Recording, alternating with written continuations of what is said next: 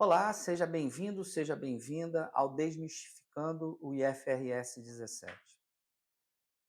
O episódio de hoje, a gente vai evoluir no processo do entendimento do IFRS 17, tratando de um tema que é extremamente importante, que é o que eu estou chamando, que eu criei, de regime de competência estocástica, em contraponto ao regime de competência tradicional que estamos acostumados a ver aí na contabilidade.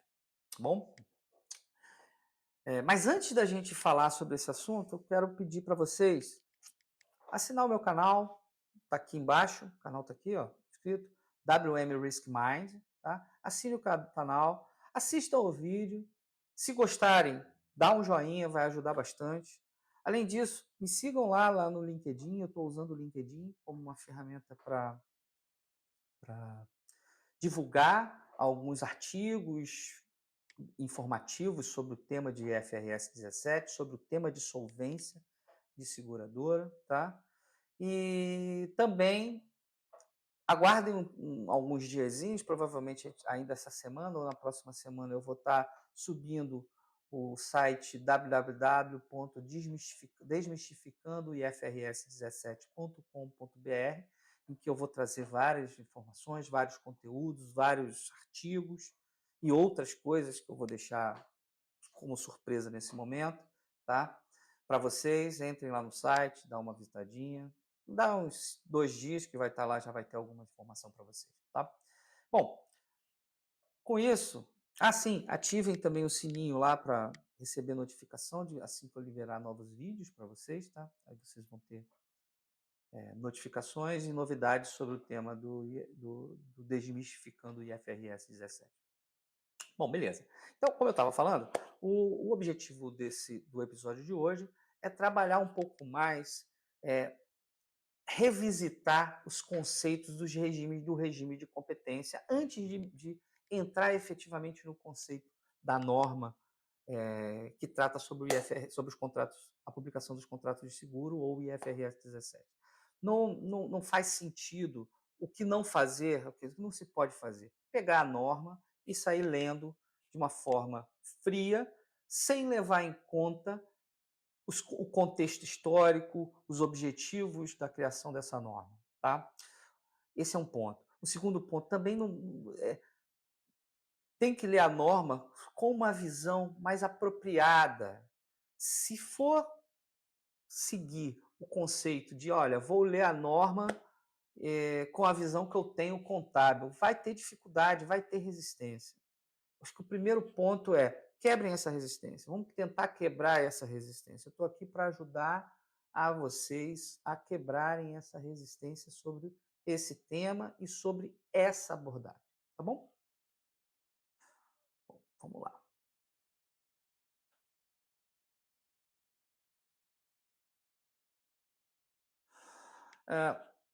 Normalmente, assim, o que eu tenho visto, né, no meu processo de aprendizado sobre o IFRS 17, que é contínuo, tá? Cada vez eu vejo uma coisa nova, uma coisa interessante, que eu consigo fazer analogias, mas o que eu tenho visto muito em torno desse tema é uma estrutura desse feitio que está aí na tela, né? O processo de aprendizado que as pessoas estão propondo tem basicamente essa estrutura.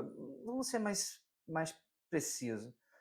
Esses 4 pontos aqui, ó, uma introdução, os componentes chaves, o método e as fases. Então, esses 4 pontos são basicamente o que é discutido na maioria na maioria do material que eu recebo, que eu vejo, que eu estudo, que eu utilizo como pesquisa, como base, como referência. Tá? Existe um ponto aqui que eu acho interessante colocar também, que são os indicadores, que ajuda, por exemplo, vai ajudar bastante analistas e investidores a comparar empresas. Tá? Só para não deixar esquecer, o IFRS 17 é uma norma que está surgindo para equalizar e harmonizar os critérios de publicação entre empresas, levando em conta as características dos contratos de seguro. Tá? Então, esse ponto, a introdução, uma introdução natural, ao aprendizado, ou natural não, tradicional ao aprendizado do IFRS 17 é entender os objetivos, saber quais são os componentes que fazem parte, que devem ser mapeados para essa publicação, tem a ver com o contrato, com as características do contrato de seguro, o processo de agregação, porque a publicação vai ser feita com base em portfólios, em carteiras, baseadas em critérios de riscos e uma peculiaridade, algumas peculiaridades que a publicação do IFRS trouxe, que é segmentar os contratos, os portfólios em onerosos, provavelmente onerosos e lucrativos, e não onerosos, tá? Então, existe essa peculiaridade que está nesse ponto de agregação dos contratos de seguro, tá? Aí depois entra nos componentes chaves, tá? Que é a parte onde você vai falar da melhor estimativa dos fluxos de caixa, a margem de serviço contratual e o ajuste de risco. Esses dois últimos, métricas importantíssimas para entender esse conceito de regime contábil estocástico, tá? Depois vem os métodos BBA, Building Block Approach, que é um método mais geral, e métodos específicos, PPA e VFA. E, por fim, as fases, que é para o reconhecimento dessas contas e a evolução desse reconhecimento ao longo do tempo. Tá? No finalzinho, por fim não, né? No fim desse critério clássico. No finalzinho, você teria aí os indicadores, que teriam que ser feitas adaptações nos indicadores que a gente, dentro da indústria de seguros, a gente está acostumado a avaliar, e a criação de indicadores novos para complementar a informação para analistas e investidores. Tá?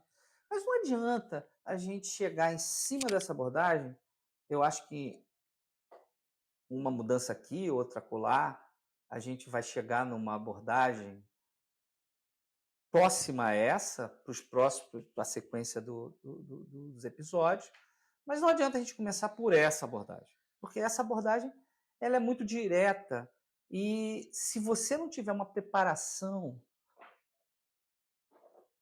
para entender os conceitos que estão por trás de cada um desses tópicos aqui, vai gerar, primeiro, uma resistência. Por quê? Essa resistência está diretamente associada à dificuldade de entendimento, porque o paradigma da maioria das pessoas que trabalham com esse tema é um paradigma contábil tradicional. E, definitivamente, o IFRS 17 é um divisor de águas. Tá? Ele traz novidades, como eu falei no último vídeo, que são praticamente uma mutação, uma criação de uma novidade, uma coisa muito nova.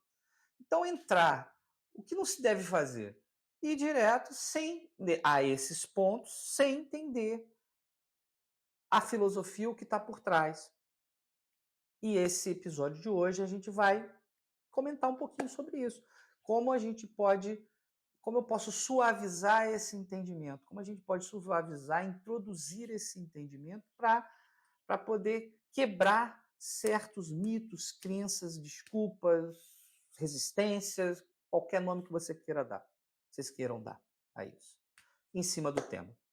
Porque o objetivo eu quero mostrar para vocês que essa norma de publicação vai ser altamente benéfica para o mercado de seguros, no que diz respeito à publicação das informações associadas aos contratos de seguro.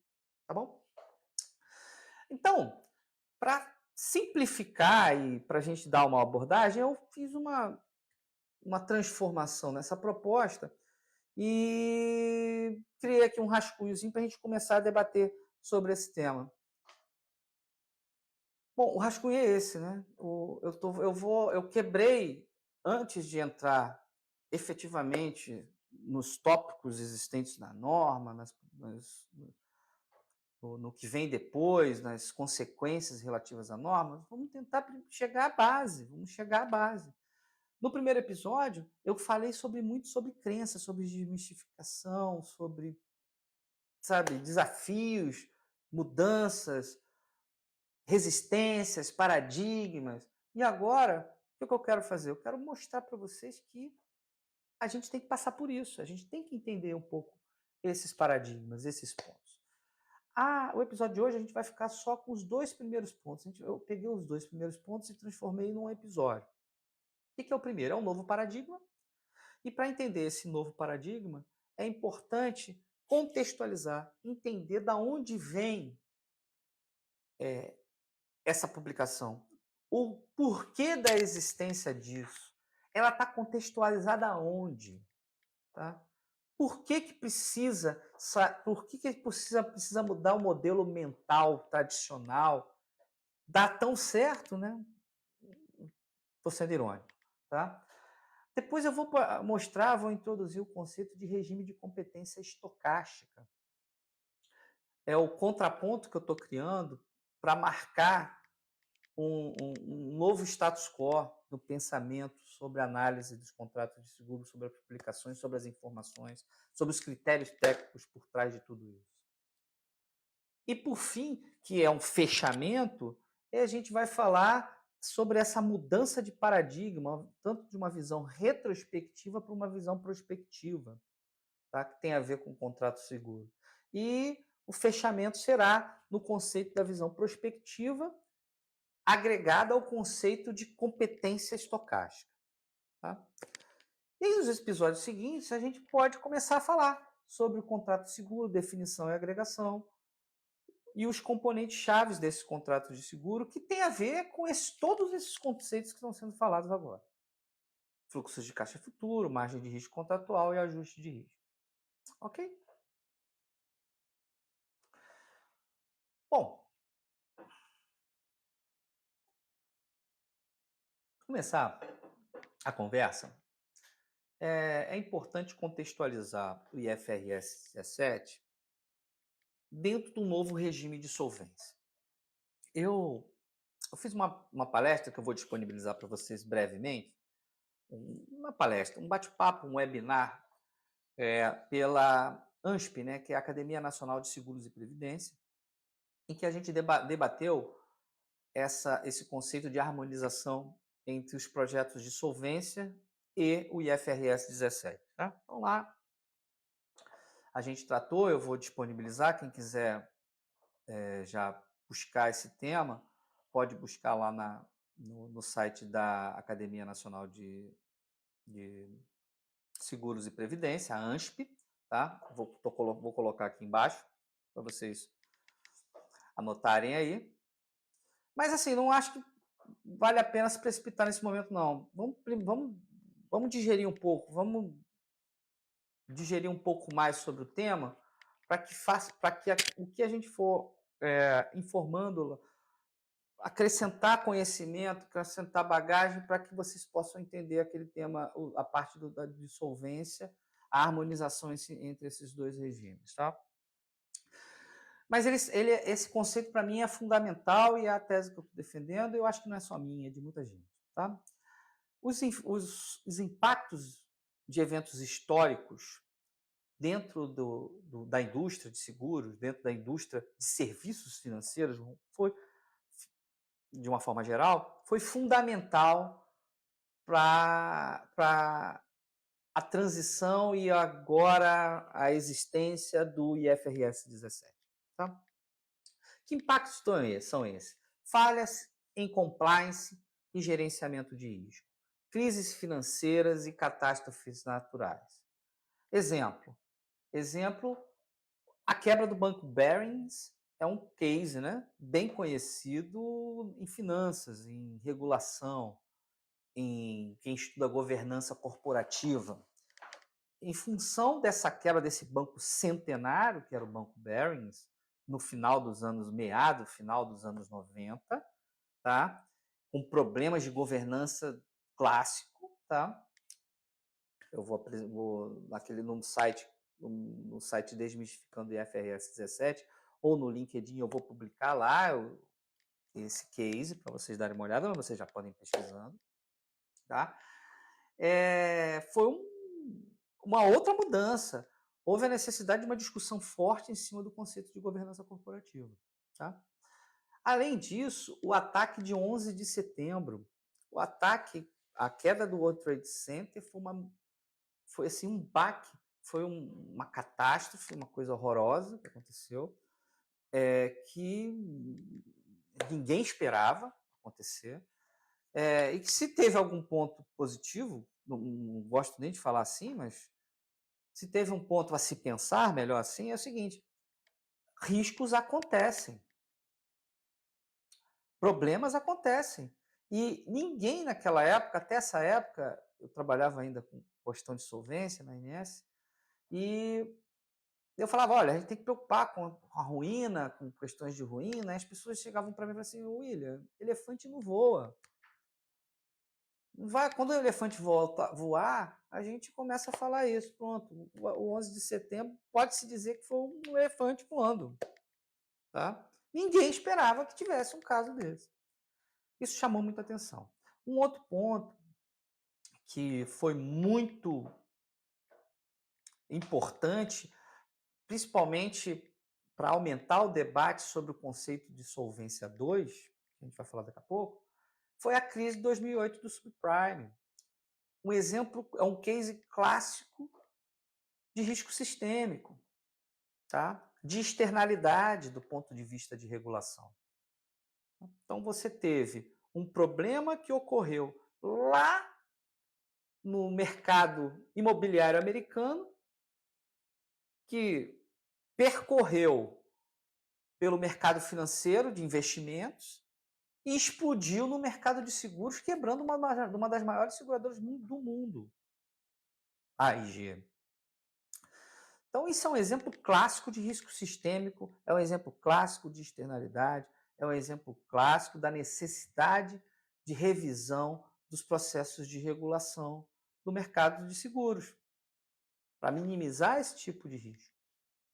E a partir desse caso, que já vinha ocorrendo ao longo dos anos 2000, mas em 2008, o projeto Solvência 2, que é um projeto que começou aí a reboque do Basileia 2 no setor bancário, o projeto Solvência 2 teve um aumento da perspectiva, da necessidade de implementação. Uma necessidade, estava claro que os regimes de solvência ao redor do mundo não eram suficientes para conter crises sistêmicas.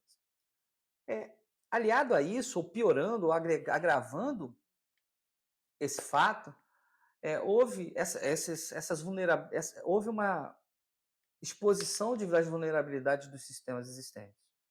Tá? E a informação ficou mais fluida, ficou mais fácil com o advento da internet, com o advento das redes sociais. Tá? A informação ficou mais clara para todos. O público conseguiu, teve em mente tudo o que estava acontecendo. E o que veio o IFRS 17 nesse contexto? O objetivo é isso, olha, como a gente precisa, havia necessidade, tinha necessidade de mudar os regimes de solvência. E para reforçar o regime de solvência. Então, qual é a ferramenta que se necessitava incentivar no regime de solvência? A melhoria da gestão de risco. Então, o projeto Solvência 2, ele surge lá no início dos anos 2000, um pouquinho antes, com a filosofia de melhorar o processo de gestão de risco. Tá? E o que isso tem a ver? Bom, tem a ver que o projeto Solvência 2 é baseado em 3 pilares. O primeiro pilar são requisitos quantitativos, tá? Que basicamente são requisitos quantitativos orientados ao risco, incentivando ao desenvolvimento de modelos próprios de capital. O segundo pilar, basicamente, são modelos que estabeleciam diretrizes para melhorar as governanças e controles internos, além de diretrizes de ação do regulador, gatilhos para a ação do regulador. E o pilar 3 são os requisitos de transparência e publicação de carteira, vamos colocar assim, que está diretamente relacionado com o IFRS 17. São as informações estarem na mesma base comparativa para que as pessoas possam comparar. Qual é a diferença? Bom, o IFRS trata especificamente dos contratos de seguro, tá? E é um modelo de publicação para as empresas que dá muita autonomia para as empresas utilizarem seus critérios, a sua forma, sem ser impositivo em modelos, em regras de capital. O projeto Solvência 2, ele estabelece primeiro, ele é mais global, né? Ele trabalha com uma filosofia para todos os riscos e não só o do contrato de seguros, tá? Os riscos associados ao contrato de seguro é conhecido como risco de subscrição, tá? No Solvência 2, e ele está ali, mas existem outros riscos, risco de crédito, risco de mercado, risco de operacional. Então, existem outros riscos que devem ser tratados dentro do projeto Solvência 2 e que o IFRS 17 não é que negligencia, não dá tanta ênfase. Tá? O objetivo do IFRS 17 são os contratos de seguro, que tem a ver com os riscos de subscrição.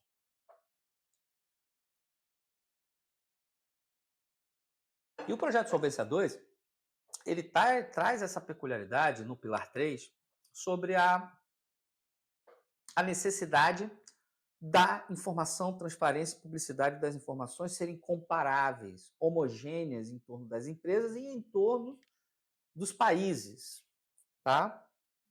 Centraliza esse tipo de informação.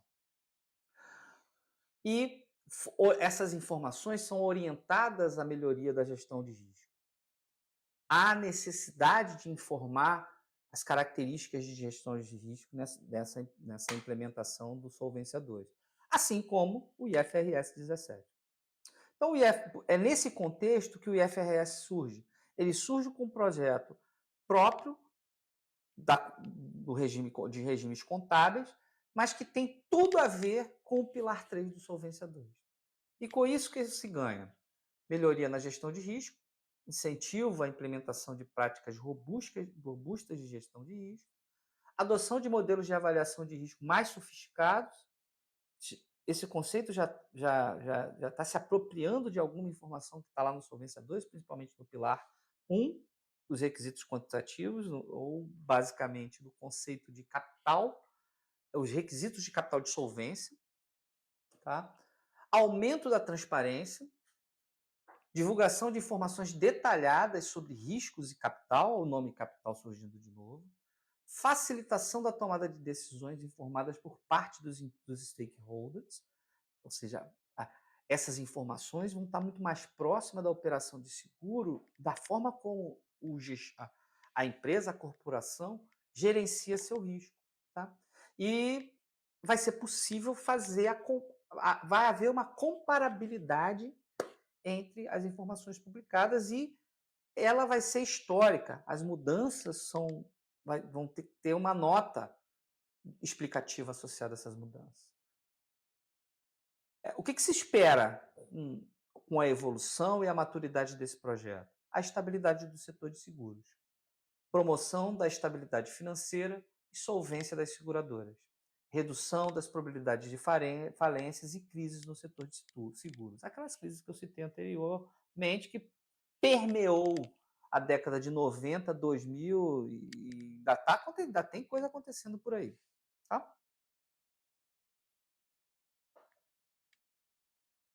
E aí começamos uma vez que a gente contextualiza essa relação com o projeto de solvência, a gente mostra para vocês que o IFRS 17 ele surge. Primeiro, ele já vem de uma transição do IFRS 4, mas ele surge também no processo de revisão dos critérios de regulação do mercado. Tá? E aí estamos falando do projeto Solvência 2.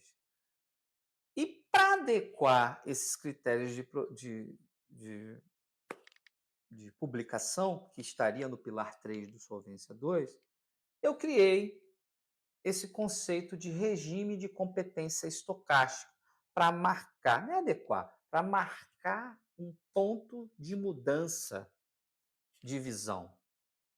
Tá? Eu acredito piamente que o IFRS 17 é um ponto de transição. É um ponto de revisão do arcabouço regulatório. Ele vai induzir melhorias nos processos internos, controles internos e transparência da informação. Talvez no primeiro momento não, mas à medida que esse projeto entre em maturidade, isso vai ficar muito melhor. Tá? E o que é esse regime de competência estocástica? Eu fiz aqui ensinando meus alunos, eu quis mostrar a eles uma evolução no processo dos regimes contábeis. E aí eu dou sempre um exemplo, que é um exemplo pessoal. Quando eu trabalhei, eu comecei lá esse tema de regulação, de solvência, eu comecei a trabalhar com isso no início dos anos 2000, quando eu fiz parte do grupo que iniciou os primeiros estudos de garantias financeiras para o mercado de saúde suplementar lá na Agência Nacional de Saúde, suplementar ANS. Tá? Então, a gente fez a primeira norma, eu participei da elaboração, com o grupo Câmara Técnica, lá da primeira norma de garantias financeiras, a RDC 77, que tratava sobre garantias financeiras. Isso foi uma coisa muito curiosa, por quê? Porque eu tive muito aprendizado, foi um período de muito aprendizado. Eu trabalhei com um profissional maravilhoso que me ensinou muitas coisas, inclusive sobre contabilidade, nesse período. E o que ele falava sempre? William, a gente está até discutindo garantias financeiras, só que tem um problema muito maior. A norma, esse período surgiu a necessidade de mudança do plano de contas, criação de um plano de contas específico para a operadora de plano de saúde. E ele sempre dava esse exemplo para mim. Nós temos um problema tão grande quanto, talvez maior do que o problema de garantia financeira, que é mudar o regime de caixa para o regime de competência. Tá? A grande maioria das operadoras de plano de saúde, naquela época, trabalhava em regime de caixa. Transferir o regime de caixa para o regime de competência, o impacto da implementação do regime de competência nessas empresas, tá, pelo regulador, a ANS na época, é um desastre. Entendeu? O impacto financeiro nessa mudança já foi desastroso. E a gente está preocupando com o regime de garantias financeiras? Então, teve dois passos. A criação do plano de contas, trazendo algumas operadoras para o regime de competência, tá? E a criação de um critério de solvência que não quebrasse ninguém. Muito difícil. São coisas assim que não teve jeito. Muita empresa quebrou, ok. Mas por que eu estou falando isso? Porque eu sempre dou esse exemplo. E aí eu me apropriei do exemplo que me dava para explicar essa evolução do regime de caixa para o regime de competência para o regime de competência estocástica, que é um novo paradigma. É uma nova quebra de visão. Tá? Vamos lá. Para isso, eu peguei o bom e velho, o bom exemplo da orçamento familiar. Tá? O que é esse orçamento? O que essa figura está me mostrando aqui? Ela está me mostrando que eu tenho receitas, colocando aqui, de R$3.000 por mês. Eu espero é a receita que eu espero receber ao longo do ano, R$3.000 por mês. Tá? E eu tenho despesas fixas, assim, que eu espero pagar. Essa palavra espero pagar, ela tem só para poder simplificar o exemplo, tá? Mas é fixa, que você espera ter R$2.300 ao longo do ano. e algumas outras despesas que estão parceladas, que estão pingando ali, que depende, por exemplo, parcelamento do cartão de crédito. Uma compra que foi parcelada aqui em 8 vezes, 1, 2, 3, 4, 5, 6, 7, 8, eu conferi várias vezes, de R$ 220, e outra compra que foi parcelada em 9 vezes, de R$ 250. Então, é um exemplo simplificado de um orçamento familiar. E nesse exemplo, o conceito de caixa é intuitivo. A maioria dos brasileiros fazem, que é, inclusive eu, né?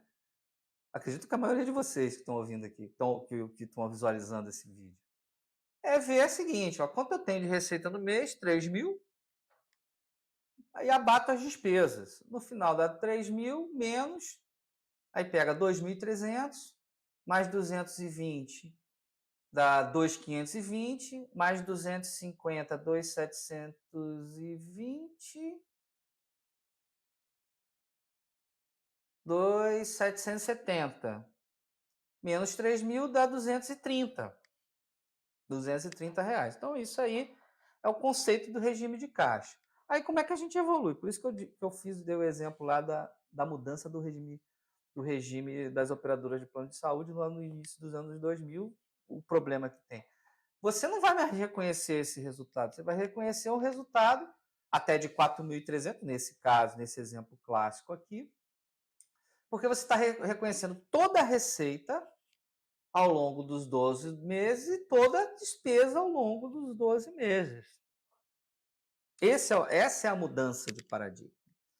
Acontece que essa mudança tem uma peculiaridade. Que peculiaridade é essa? Existem receitas extraordinárias que podem ocorrer ao longo do ano, tá? E que você teria que considerar. Por exemplo, se você tiver uma receita extraordinária de 3 parcelas de 2.000, vamos supor, tá? Que você, sei lá, tem um plano de saúde e precisou operar a vesícula. Tá? Aí o plano de saúde pagou lá a vesícula e você pagou a anestesia.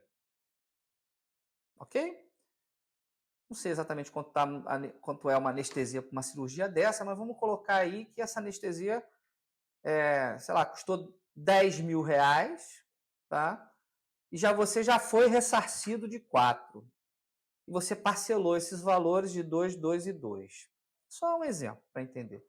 Bom, neste momento que surgiu essa tua despesa extraordinária, você acaba de virar um prejuízo.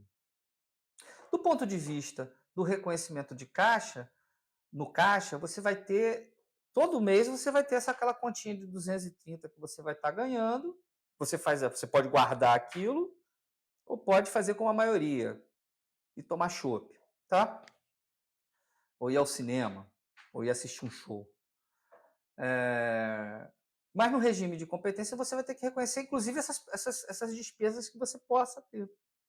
Tá? Então você estaria mudando esse perfil do regime de competência por uma coisa que você talvez poderia acontecer. Você está vendo que é essa visão meio retroativa, né? Agora suponha que você tenha um evento, pode ser inclusive esse da vesícula é muito peculiar, porque pode ser uma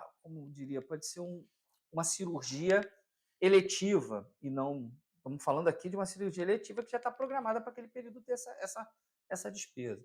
Agora suponha que não, que seja uma coisa que pode acontecer, que você não sabe que está acontecendo ao longo do tempo. Do ponto de vista dessa transição contábil para teu orçamento familiar, você vai ter que estimar mais ou menos uma margem, tá? Para saber o seguinte, olha, esse aqui não é lucro meu, esse aqui eu tenho que guardar o valor que pode acontecer alguma coisa. Eu tenho que ter um colchão para garantir alguma incerteza. Isso também, conheço algumas, não conheço muita gente que faz isso não, mas eu conheço algumas pessoas que têm essa visão de garantir um colchão para, olha, caso haja algum evento que eu não estou prevendo, eu ter dinheiro para poder cobrir esse evento. Esse pequeno detalhe, essa pequena peculiaridade na mudança é o que diferencia o regime de competência clássico para um regime de competência estocástico. Isso dentro do processo do IFRS 17 está diretamente relacionado com duas medidas que a gente vai falar nos próximos episódios, que é qual? A margem de serviço contratual e o ajuste de risco.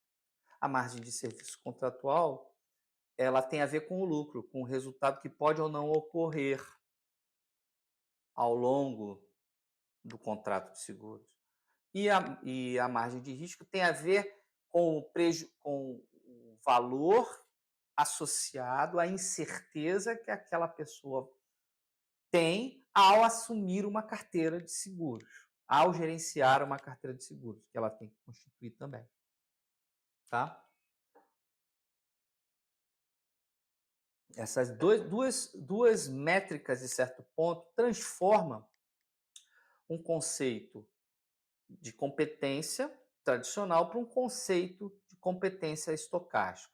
Aí alguém vai poder dizer assim, mas isso aí já tinha. Não, esses dois conceitos não. O que tinha era expectativa.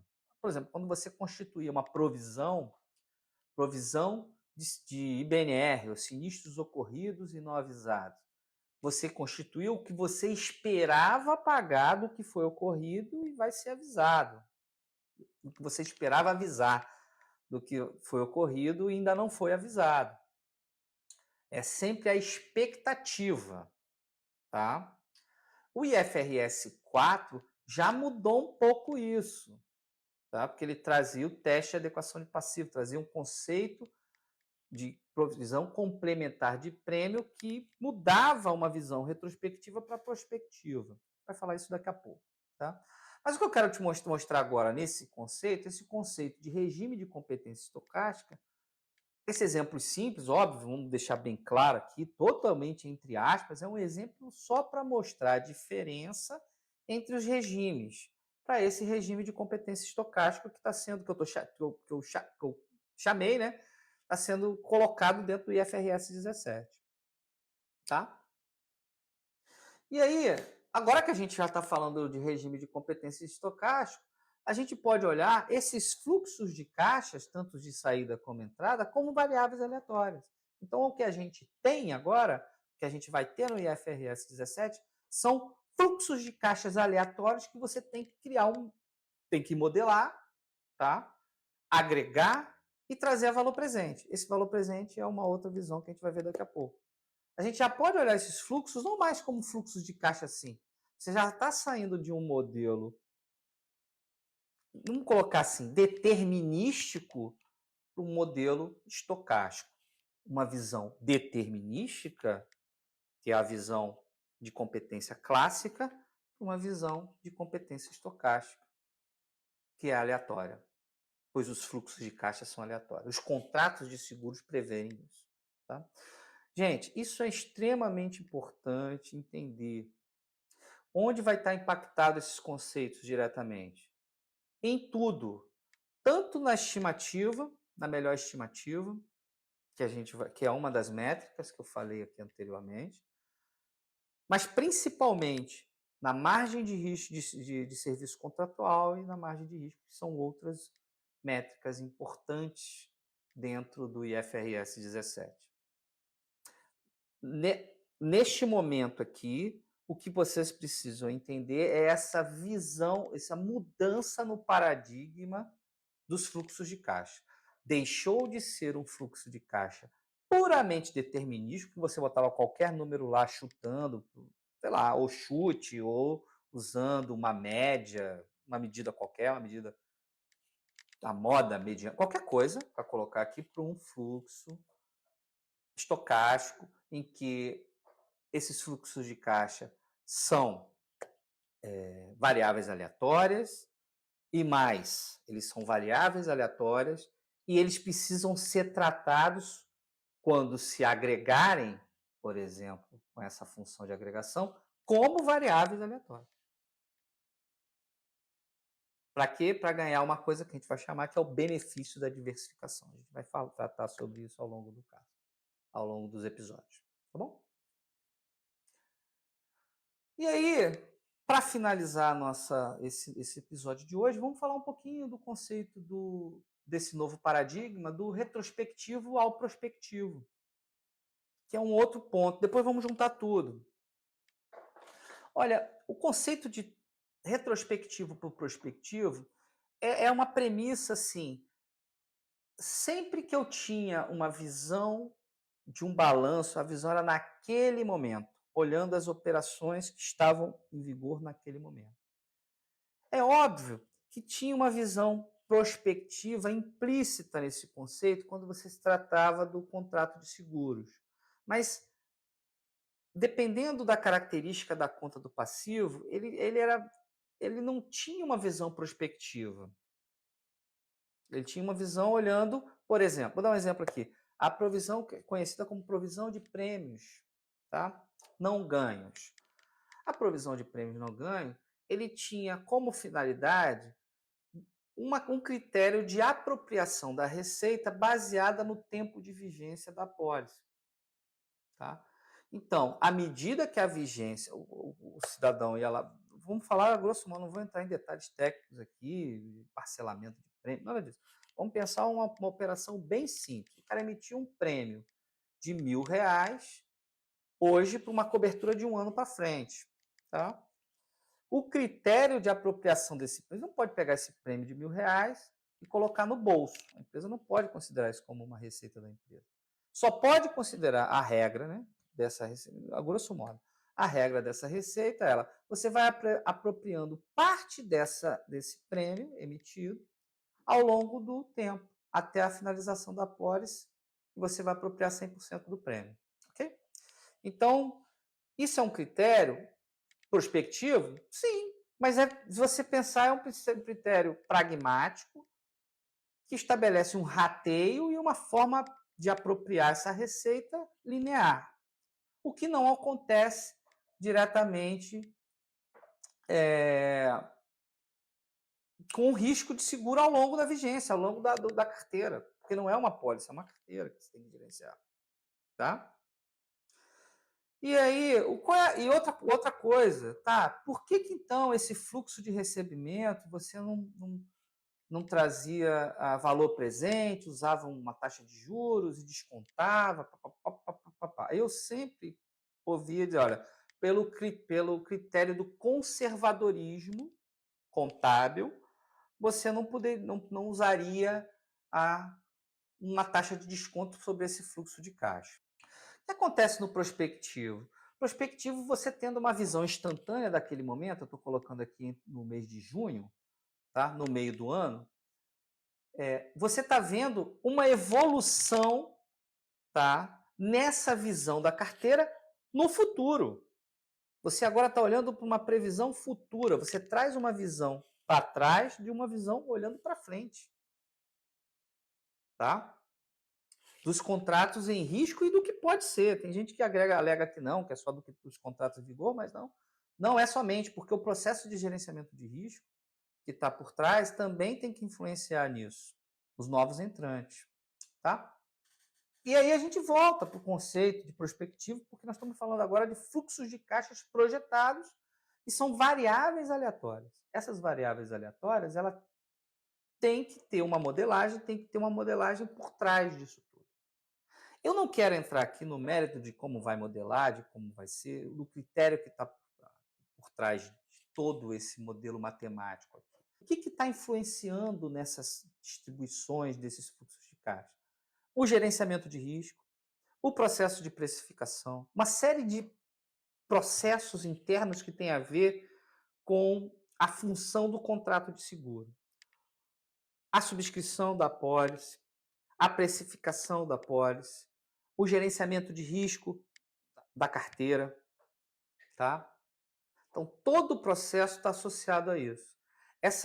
Esses fluxos vão ser mais espalhados ou menos espalhados de acordo com o gerenciamento de risco da carteira. O resultado esperado vai ser maior, vai ser mais positivo, mais oneroso, usar as palavras que eles usam, mais onerosos, tá? Ou mais lucrativos, dependendo do processo de precificação da carteira. Tá?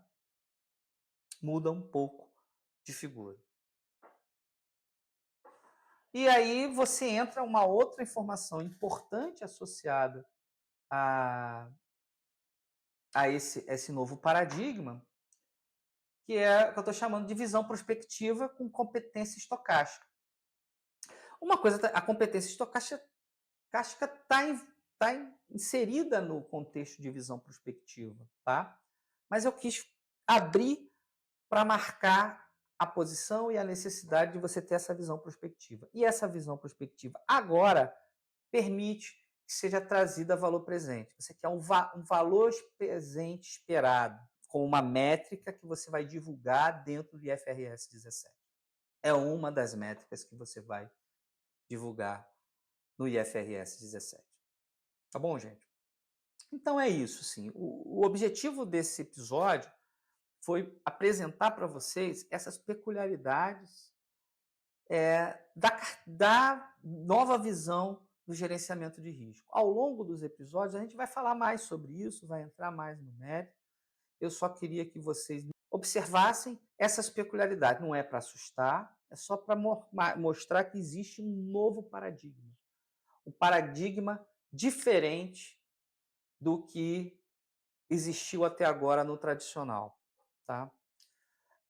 As informações que vão surgir desse novo paradigma serão fundamentais para analisar de forma adequada o gerenciamento de riscos das corporações que operam contratos de seguro. Tá? Bom, para finalizar, agradeço a todos. Mais uma vez, eu vou deixar aqui o meu YouTube, né? O WM Risk Minds, o meu LinkedIn, né? Que vocês podem me seguir lá. Tem alguns artigos que eu já publiquei no LinkedIn sobre o tema, tá? Muita coisa eu já estou falando aqui, mas está lá publicado, então vai lá dar uma olhada.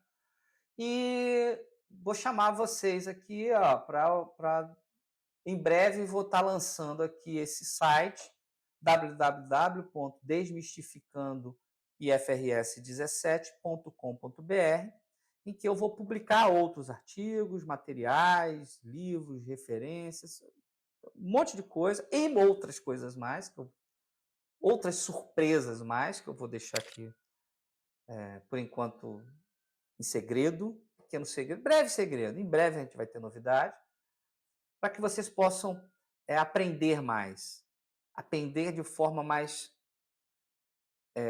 tranquila sobre o tema, quebrar essa mística, tá? Eu entendo que é um tema importante e que vocês, quem tiver interessado, vai aproveitar, vai se beneficiar e vai ter muita prosperidade nessa carreira, tá? Aprendendo esse tema.